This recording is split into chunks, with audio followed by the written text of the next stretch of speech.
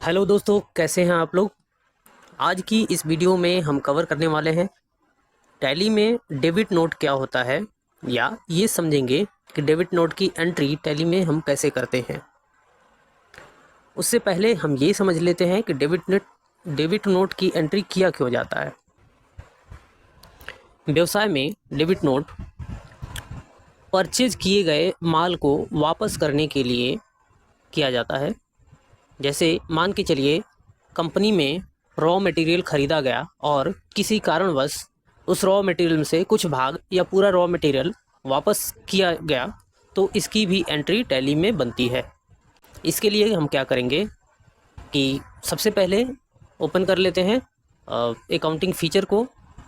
Accounting feature में जाने के लिए F11 बटन दबाएंगे, या यहाँ F11 का फ़ीचर है, यहाँ से क्लिक कर लेंगे माउस से भी, तो यहाँ कंपनी फ़ीचर का विंडो आपको ओपन मिल जाएगा।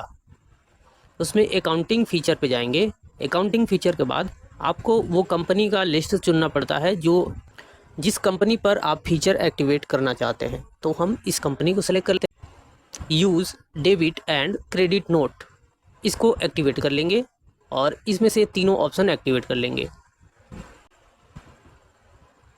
एक्टिवेट करने के लिए वाई दबाते हैं और एक्सेप्ट करके एंटर प्रेस करके इसको एक्सेप्ट करा लेते हैं, या कंट्रोल ए बटन भी दबाएंगे तो ये एक्सेप्ट हो जाता है।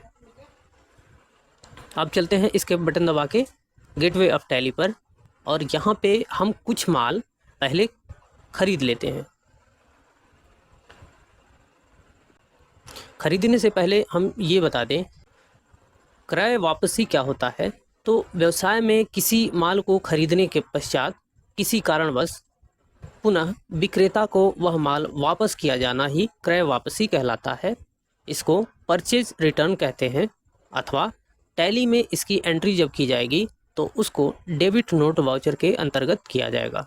तो चलते हैं हम अकाउंटिंग फ़ीचर में, और अकाउंटिंग फ़ीचर में चलने के बाद यहाँ पे कुछ माल हम परचेज़ कर लेते हैं। परचेज़ करने के लिए परचेज वाउचर ओपन कर लेंगे, F9 बटन दबाएंगे, या माउस से यहाँ पे क्लिक करके भी परचेज वाउचर ओपन किया जा सकता है।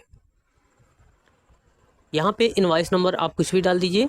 उसके बाद आगे बढ़ेंगे तो हम यहाँ पे कैश में परचेज कर रहे हैं, तो कैश अकाउंट ऊपर सेलेक्ट कर लेंगे। नगद परचेज के लिए कैश में हम कुछ पैसे डाल लेते हैं। कैश अकाउंट हमारा कंपनी नया है तो कैश अकाउंट खाली होगा, तो इसमें हम पैसे डाल लेते हैं कुछ, कि जब एंट्री करें तो नेगेटिव का एरर ना आए। तो इस वाउचर को ओपन करने के लिए कंट्रोल और एंटर बटन दबाते हैं, तो ये वाउचर ओपन हो जाता है लेजर अल्ट्रेशन विंडो में। यहाँ पे आप नीचे चले जाएंगे तो यहाँ ओपनिंग बैलेंस होगा। ओपनिंग बैलेंस में आप कुछ अमाउंट डाल लीजिए, जैसे हम यहाँ पर डाल लेते हैं 1 लाख रुपए, और आगे बढ़ जाते हैं। इसको एक्सेप्ट करके लेते हैं, इसको एक्सेप्ट कर लेते हैं। उसके पश्चात हमें ये विंडो मिलेगा।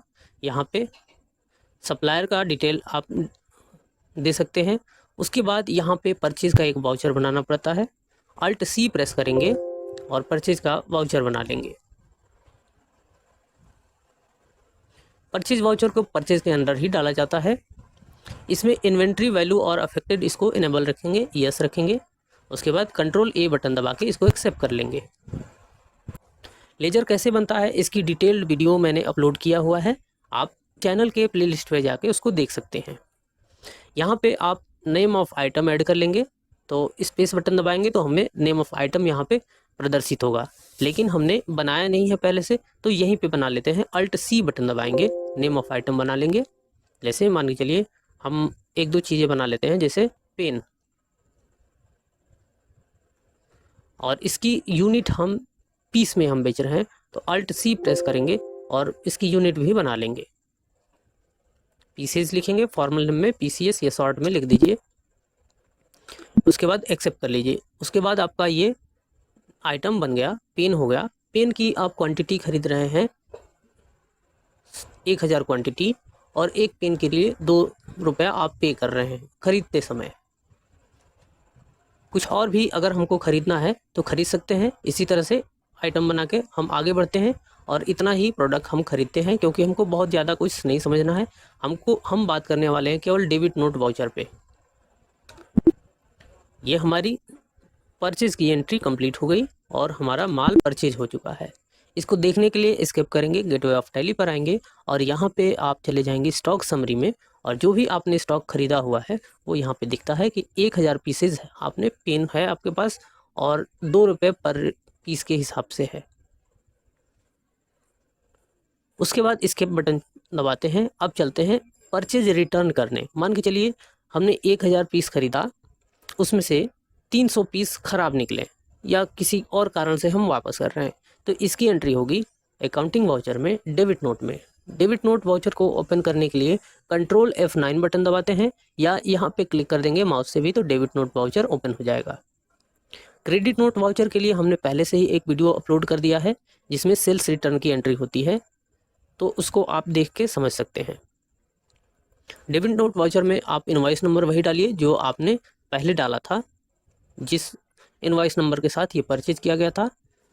उसके बाद आगे बढ़ेंगे और पार्टी नेम में आप कैश डाल दीजिए कि कैश से ही हमने ख़रीदा था तो कैश को ही वापस होगा।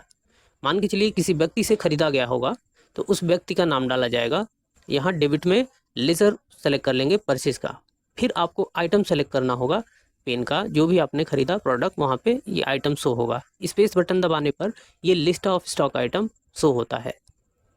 इसमें से हम डेबिट नोट में से मान के चलिए हमारा 300 पीस ख़राब हुआ है तो 300 क्वांटिटी सेलेक्ट किए और रेट ऑटोमेटिक आ जाएगा क्योंकि हमने यहाँ पे ओरिजिनल इनवॉइस नंबर डाल रखा है। वो समझ जाएगा कि इस इनवॉइस से आपने जो भी ख़रीदा है वो 2 रुपये पर पीस के हिसाब से ख़रीदा था। उसके बाद आगे बढ़ते हैं और इसको एक्सेप्ट कर लेते हैं। तो ये हमारी एंट्री डेबिट नोट की हो गई। अब चलते हैं इसको वेरीफाई करने। वेरीफाई कैसे कर लेंगे, स्टॉक समरी में जाएंगे और Alt F1 बटन दबाएंगे या यहाँ से डिटेल कर पे क्लिक करके देख सकते हैं या मैनुअली भी देख सकते हैं कि आपका 1000 पीस आपने ख़रीदा था जिसमें से 300 वापस हो गए तो आपके 700 पीस बच गए हैं स्टॉक आइटम में। मैं आशा करता हूँ कि आप डेबिट नोट वाउचर को अच्छी तरह से समझ चुके हैं। दोस्तों आज की वीडियो में बस इतना ही, फिर मिलते हैं अगली वीडियो में इसी तरह की कुछ नई वीडियो के साथ। यदि आपने हमारा चैनल सब्सक्राइब नहीं किया है प्लीज़ सब्सक्राइब कर दीजिए। वीडियो आपको लगे कि इन्फॉर्मेटिव है, आपके समझ में आ गया तो इसको लाइक कर दीजिएगा प्लीज़ और बेल आइकन को भी ऑन कर लीजिएगा सब्सक्रिप्शन के बाद। मिलते हैं दोस्तों फिर अगली वीडियो में, तब तक के लिए जय हिंद।